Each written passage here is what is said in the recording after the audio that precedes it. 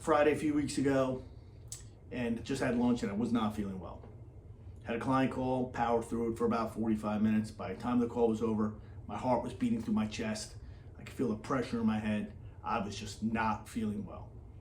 Trish had walked in my office and said, "You don't look good." And I said, "I don't feel good."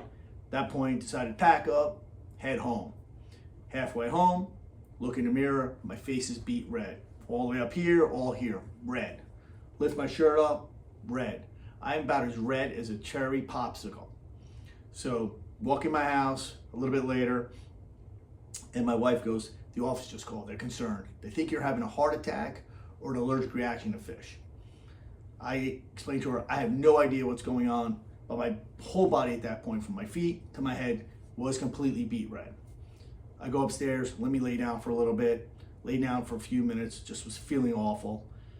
Pick up the phone, call my good friend and client, whose wife's a doctor. I call Dr. Sandra, his wife, and I give her the symptoms. She said, "It sounds like you have scrumberoid poisoning," which is basically a histamine in the fish causes an anaphylactic reaction. So that's what I was having, an anaphylactic reaction. She gave me a plan. Take 2 Advils, take 2 Benadryls. And if I felt like my throat was swelling or my tongue was swelling or I was having difficulty swallowing, to either go right to the emergency room or call 911. That was the plan.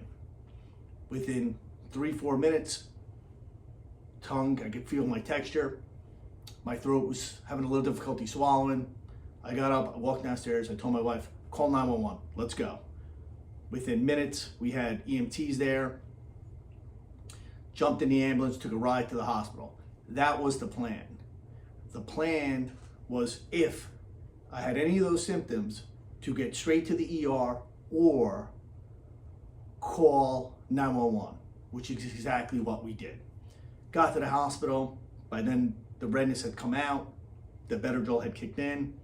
They put me in IV, some steroids, a few hours in the ER, determined that I had scrumberoid poisoning, and I was in an anaphylactic shock, state, not a shock, state, which is not a good thing to have, especially if you've never experienced it like I haven't.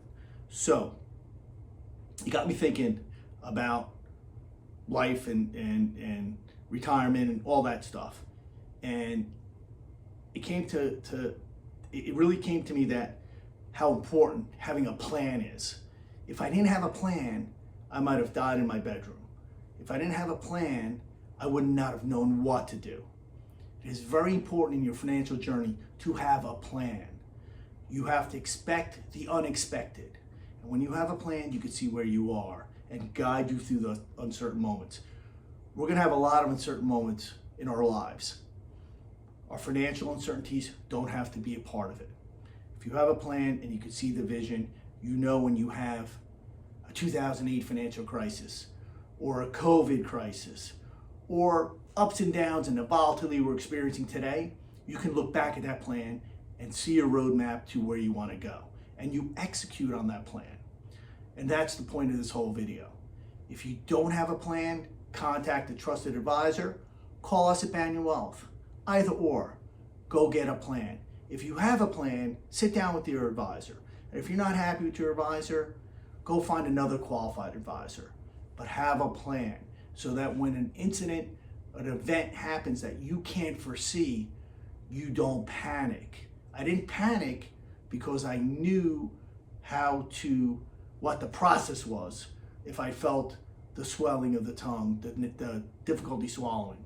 If you have a plan and you have a disruption in the markets, you don't panic. So we all live and learn from our experiences. This is experience I'm sharing with you. I appreciate your time. I wish you all lived the life you love, and I appreciate the time. Thank you very much.